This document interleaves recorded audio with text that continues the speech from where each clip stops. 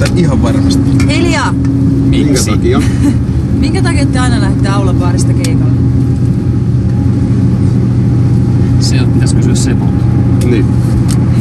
Ei kai se Seposta kiinni. Se on kai keskellä, huonossa paikassa. Eikö se ole keskellä Tamperetta? Niin. Siitä on hyvä lähteä liikkeelle. Ja kaikilla on suunnilleen... Että sitä saa juoda kaljaa ennen kuin lähtee. Oh. Ei me juoda ennen lähtöä kaljaa. Sen takia, että Vispalassa on ensimmäinen pysähdys. Minkäs me ollaan menossa? Siilinjärvelle. Minkälainen paikka tää on, tää Siilinjärven keikkapaikka? Sora. Ainakin se on Soramonttu. Hold on. Se on mun. Sä paljastit taas No itse. niin, mutta kun mä... No odotan, pelataan nyt äkkiä tää ja annetaan haastattelu. No mä vähän etuilin. No mä en ois saanut lyödä vielä. Flaffi. Minkälainen keikkapaikka Siilinjärvi? Ihan hyvä. Siilijärvi on erittäin hyvä suomalainen tanssilava. Eikö Ainialan Ilpo ollut aika tärkeä tyyppi tuossa alkuvaiheessa? Se oli koko bändin sijaan varmasti. Se, jos ajattelee ensimmäistä LPtä, ekoja sinkkuja ja tollasia, niin 99,99% niin on Ainialan sävellyksiä ja sanotuksia. Eli kyllä se oli helvetin tärkeää. Ja sitten se, että silloin kun mä tutustuin Ilpoon, niin me oltiin jollain tavalla alusta asti samalla aaltopituudella. Eli meillä oli helvetin hauskaa kimpassa. Ja Ilpo keksi bändin nimet ja Ilpo oikeastaan keksi kaiken siinä alussa. Mikä sun työs on tässä? Mä olen niinku pääasiallisesti valomiehenä. Joo, mutta ajat autoa ja... Joo, ajan autoja ja sitten kokonaan holmirummut. Joo. No, sä oot kai mielisairaanhoitaja vai Joo. koulutukselta? Onks tää bändihomma sitten niinku sama homman jatkamista täällä? Eli pojat on aina mulle sanonut, että tää keikkahomma on hyvää harjoittelua siihen Niin. mielisairaanhoitajan hommiin. No, nämä bändibussit, niin onko nämä yleensä poliisien silmätikkuina? Pysäytellään teitä paljon? Ei nykyisin enää. No joo. Joskus aikaisemmin, aina kun poliisiauto tuli vastaan, niin melkein tiesi, että tulee perään ja pysäyttää, mutta ei ole moneen vuoteen enää. Mistä se johtuu, että ne ei enää?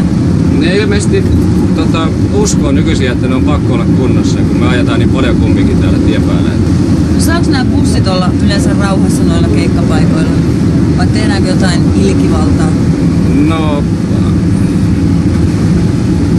miten mä nyt sanoisin, että se on vähän paikasta riippuen, että ainakin noihin kyljet töherretään ja joskus lasia rikotaan ja tullasi pyyhkimiä viedään ja rekisterikilpikin on justiin viety tosta, että se pientä ilkivaltaa kyllä tehdään. Onko teillä sattunut mitään haavereita tässä vuosien varrella, kun olette paljon tien päällä, niin mitään onnettomuuksia tai... No toissa syksynä Kälviöllä niin yksi serry tuli stop-merkin takaa suoraan eteen, että onnettomuudessa, ettei ihmishenkiä mennyt, jalkoja meni 2 kappaletta, mutta ei joutunut amputoimaan, että ihan murtumilla meni. Että... Joo, ei bändille kuitenkaan mitään. Ei oo. Pystytte elämään ilmeisesti tällä hommalla kuitenkin. Ei mä tiedä, tässä maassa pystyy elämään varmaan... Kasvit. Joo, niin, jos syntyy hyvään sukuun, niin... Mutta teidän ei tarvitse tehdä, onko kukaan muu missään muissa töissä? No ei. Kuitenkin sen verran hyvin menee. Kyllä tää työstä käy. Sitten meillähän on osakeyhtiö. Kuinkas yhteistyö on sujunut Epen kanssa? Tai levyyhtiön kanssa yleensä? Se on sujunut sillä tavalla täysin kitkattomasti, että se ei ole missään vaiheessa puuttunut millään tavalla meidän tekemiseen. Se ei ole vaikuttanut teidän musiikkiin eikä teidän imagoon. Ei.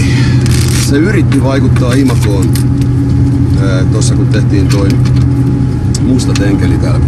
Joo. Se sanoi, että meistä tarvii Joo, mä voitin. Ai sä voit. Mä laitan 2 markkaa. heavy bändi, koska sen mielestä kun se kuunteli sitä nauhaa, niin se on niinku heavy rockia. No olihan se vähän sitä. Sitten se halusi tehdä meistä, että me ollaan kannessa kanssa heavy bändin näköisiä ja jokainen, joka omistaa kyseisen LPn, niin tietää, että ei se onnistunut. Yleensä Juhon tekemät kannet on ollut parhaita. Mutta se, että me pyritään tietyllä tavalla kuitenkin, me pyritään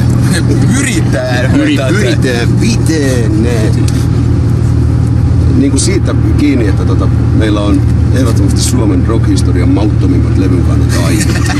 No, kukas teiltä vastaa sävellyksistä ja sanotuksista? Kukaan ei ota vastuuta. Aivan vastuuta tästä. En mä tiedä. Hautamäki tekee sanotaan yli puolet biiseistä ja sitten Törrö tekee loput. Ja yleensä Hautamäen biisit on niinku mun tekstejä ja Törrön biisit on Törrön ja mun tekstejä. Saako kaikki osallistua sovittamiseen esimerkiksi? Saa. Katso nyt. Päättäkää nyt kummin se on.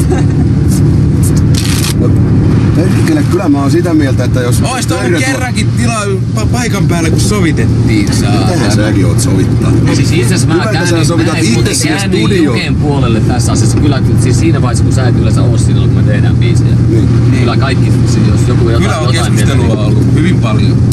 Kyllä. Kari on monta kertaa hermostunut mulle esimerkiksi, kun mä oon sanonut väärättyjä ideoita, että mä kuulemma tahallani vaikeutan sen työskentelyä. Joo. Niin. Näinkö on sanottu? Niin. Voi helvat. Et sun pisti Mika niin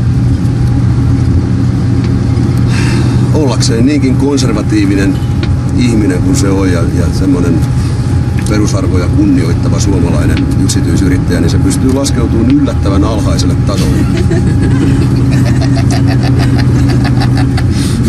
Ja niin kuin tää kuva helvetin hyvin sun pisti, että kun pidettiin ensimmäinen palaveri Mikan kanssa tämän uuden levyn suhteen. Mika tuli studiolle, kurvasi kamaralla pihaa ja istui sohvalle ja sanoi, että no niin jätkät, tämän seuraavan LP:n suhteen, että haluatteko te suitsuttavaa kritiikkiä vai kesämökkitontit? No, kumman valitsitte? Kesämökkitontit.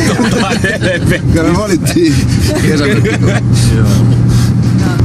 Teidän mauttomat keikkavaatteet on peräisin. Juntunen on sitä mieltä. Niin. Jumalauta. Nyt meni hiljaiseksi.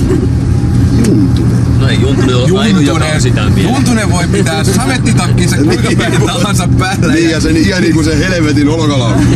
Niin. Ja sen pukan, mikä siinä on. Ja ne rillit. Oh shit. Juntunen. Hyvä Juntu.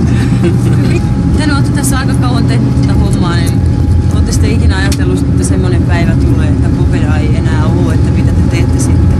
Ei, Tämä kuuluu kaikille. No, ei semmoista päivää tuu. Meillä on niinku sellainen kuvio tällä hetkellä, että tää bändi, siinä vaiheessa kun tää bändi täyttää 80 vuotta, niin se johtuu siitä, että me valmennetaan meidän jälkikasvua jo. Eli siinä vaiheessa kun me siirrytään, me ollaan ajateltu, että 40-vuotiaana voisi lähteä niinku lätkiin kuvioista. Mutta siinä vaiheessa meidän kakarat on sen ikäisiä, että ne voi niinku jatkaa samalla nimellä. 80 vuotta tulee Suomeen vaivaan tämmönen ilmiö. Nyt tämmönen vähän yli tunti aikaa, kun te aloitatte keikan, niin mikä fiilis? Onko sulla tässä jotain tärkeitä tehtäviä ennen lavalle astumista? Mä käyn suihkussa. Sen jälkeen mä vaihdan estradiasun. Sen jälkeen mä avaan ääntäni 15 minuuttia. Millain? Jaa, millain? Haluatko kuulla? En. No niin, mä arvasin. Ja sen jälkeen mä nautin kahvia.